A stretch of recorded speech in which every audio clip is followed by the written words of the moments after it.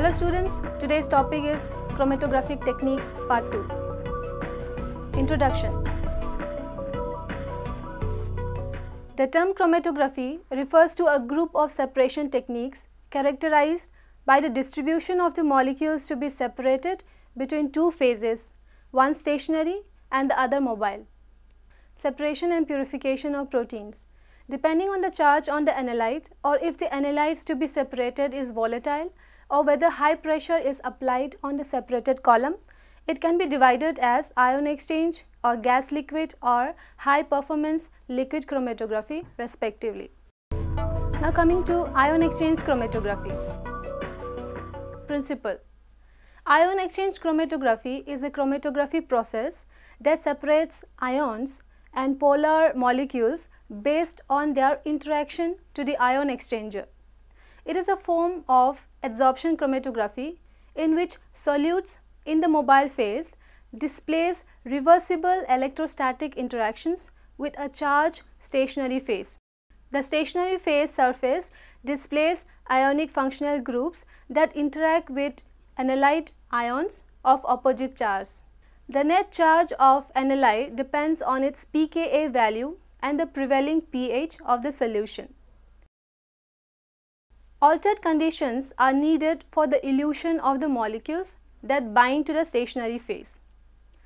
A change in pH affects the charge on the particular molecule and therefore alters the binding. The molecules then start eluting out based on the changes in their charges from the adjustments. Further, such adjustments can be used to release the proteins of interest. And finally, the separation of the analyte components depends on their respective distribution coefficient Kd. The two types of ion exchange chromatography are anion exchange and cation exchange chromatography. The difference between anion and cation exchangers are: cation exchangers has negatively charged functional groups, attracts cations, exchange positive ions, also called acidic ion exchanger. Example is CM cellulose. Anion exchangers has positively charged groups, attracts anions, and also called basic ion exchanger. Example is DEAE cellulose. Coming to the choice of buffer. pH of the buffer is at least 1 pH above or below the pI of the analyte. For anion exchanger, cationic buffer is used. Example tris, pyridine, alkylamines, etc. For cation exchangers, anionic buffer is used. Example is acetate, barbiturate, phosphate, etc. Coming to the procedure. First, the column is packed with a stationary phase consisting of a synthetic resin that is stacked with ionic functional groups. Second, the insoluble resin material that is positively charged in the column is surrounded by buffer counterions.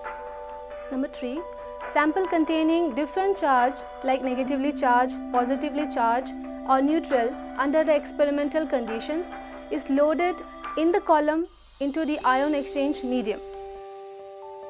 Fourth, the solute molecules that have a charge opposite to that of the resin binds tightly but reversibly to the stationary phase. The strength of binding depends on the size of the charge and the charge density, that is the amount of charge per unit volume of the molecule of the solute. The greater the charge density, the stronger the interaction. Neutral solute molecules or those with a charge identical to that of the resin show little or no affinity for the stationary phase and move with the eluting buffer. Fifth, the bound solute molecule can be released by eluting the column with a buffer of increased ionic strength or pH. An increase in the buffer ionic strength releases the bound solute molecules by displacement. Increasing the buffer pH decreases the strength of the interaction by reducing the charge on the solute or on the resin. Elutions can be two types, stepwise and gradient elution. In gradient elution, concentration of counter ions can be gradually varied to separate ionized molecules. On the other hand, step elution can be used in which the concentration of the counter ions are varied in one step. Sixth one is, the analytes of interest must then be detected by some means, typically by conductivity or UV visible light absorbance. Coming to the applications. First, it is often used in protein purification. Second, separation of amino acids and even peptides. Third, determination of urinary catecholamines. Fourth, used in separation of isoenzymes. Fifth, determination of glycated hemoglobin. Sixth, isolation, purification and identification of vitamins and also antibiotics. Now coming to gas chromatography. Principle. When the mobile phase of a chromatographic system is gaseous and the stationary phase is a liquid coated on the inert solid particles inside a piece of glass or metal tubing called a column, the technique is gas-liquid chromatography or simply gas chromatography. It is used for separating and analyzing compounds that can be vaporized without decomposition. The gaseous compounds being analyzed interact with the wall of the column, which is coated with the stationary phase. This causes each compound to elute at a different time, known as the retention time of the compound. The comparison of retention times is what gives GC its analytical usefulness. Coming to procedure. The mobile phase, called a carrier gas, is inert, usually helium, nitrogen or argon. Helium remains the most commonly used carrier gas in about 90% of instruments, although hydrogen is preferred for the improved separations. The gas is directed to an injection port. The sample dissolved in a solvent is injected with a syringe through a rubber septum into the injection port. The column, the injection port and the detector are in individual ovens maintained at elevated temperature so that the sample components remain vaporized throughout their residence time in the system. Two types of columns are used, that is a packed column and the open tubular or capillary column. Separated components of the mixture from the column are directed through a detector. The most commonly used detectors are the flame ionization detector or FID and the thermal conductivity detector or TCD. Few other detectors include catalytic combustion detector or CCD, discharge ionization detector or DID, electron capture detector or ECD, atomic emission detector or AED, mass spectrometer MS, also called GCMS. Which gas to use is usually determined by the detector being used. For example, a DID requires helium as a carrier gas. The rate at which a sample passes through the column is directly proportional to the temperature of the column.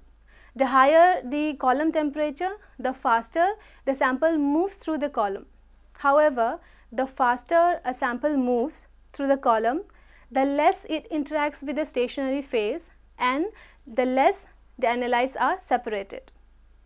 In general, the column temperature is selected to compromise between the length of analysis and the level of separation.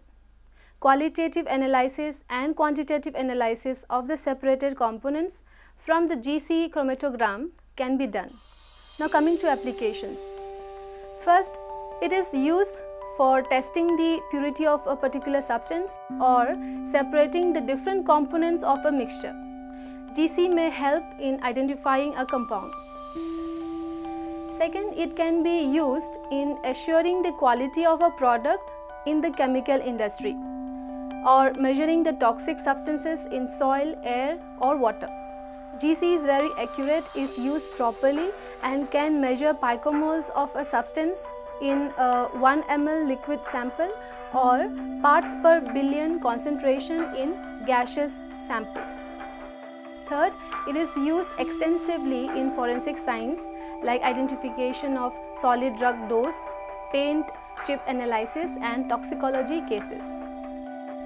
Fourth one, it is used by college students for studying the contents of lavender oil or measuring the ethylene that is secreted by Nicotiana benthamiana plants after artificially injuring their leaves. Advantages of GC are that it provides excellent separation of most small biomolecules. It is simple, versatile and rapid. It is highly sensitive and relatively inexpensive.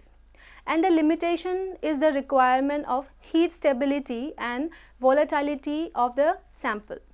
Compounds which are not volatile or that decompose at elevated temperature cannot be subjected to GC analysis. Now coming to high performance liquid chromatography, HPLC. HPLC is a technique in analytical chemistry used to separate, identify and quantify each component in a mixture. It relies on pumps to pass a pressurized liquid solvent containing the sample mixture through a column filled with a solid adsorbent material. Each components in the sample interact slightly differently with the adsorbent material, causing different flow rates for the different components and leading to the separation of the components as they flow out the column. The resolving power of all the column techniques can be improved substantially through the use of the technique called high performance liquid chromatography as HPLC. The column materials themselves are much finely divided and as a consequence there are more interaction sites and thus greater resolving power. Because the column is made of finer materials, pressure must be applied to the column to obtain adequate flow rates. The net result is high resolution as well as rapid separation. Now coming to types of HPLC. Depending on the stationary phase, the variants of HPLC are: first one is normal phase HPLC. This method separates analytes on the basis of polarity. It uses polar stationary phase and non-polar mobile phase. Therefore, the stationary phase is usually silica and typical mobile phases are hexane, methylene chloride, chloroform, diethyl ether and mixtures of these.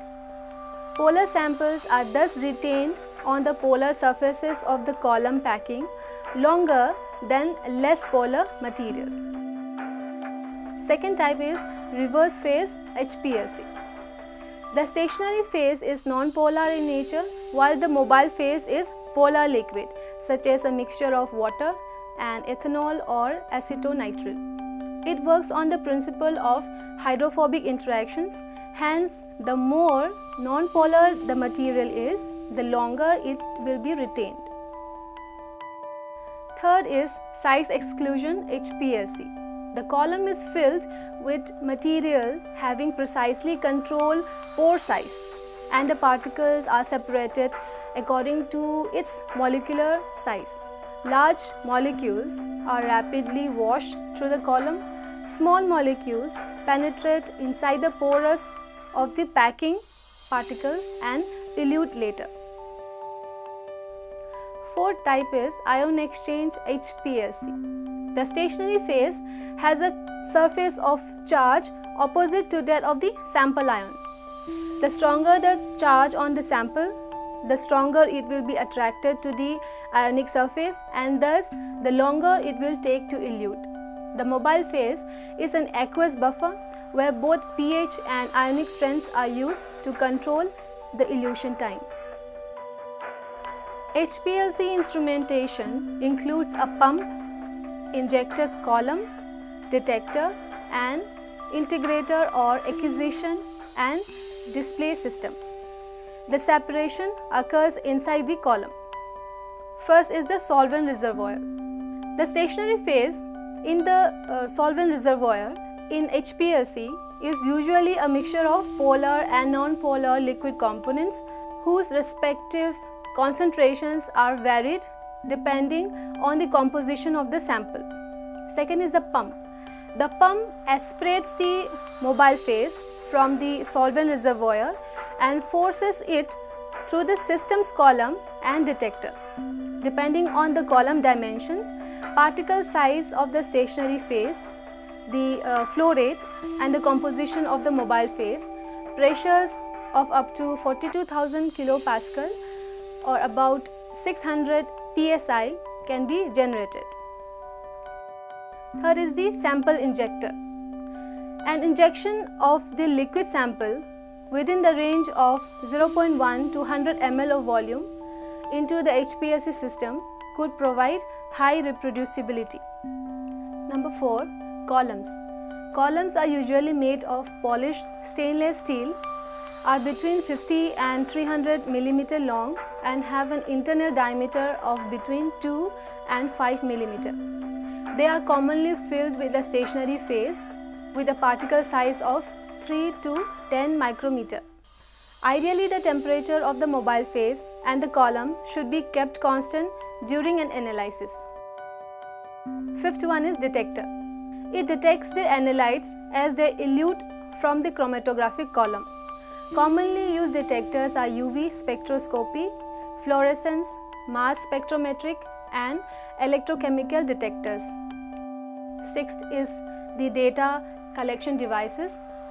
Signals from the detector may be collected on chart recorders which process, store and reproduce chromatographic data. The computer integrates the response of the detector to each component and places it into the chromatograph that is easy to read and interpret.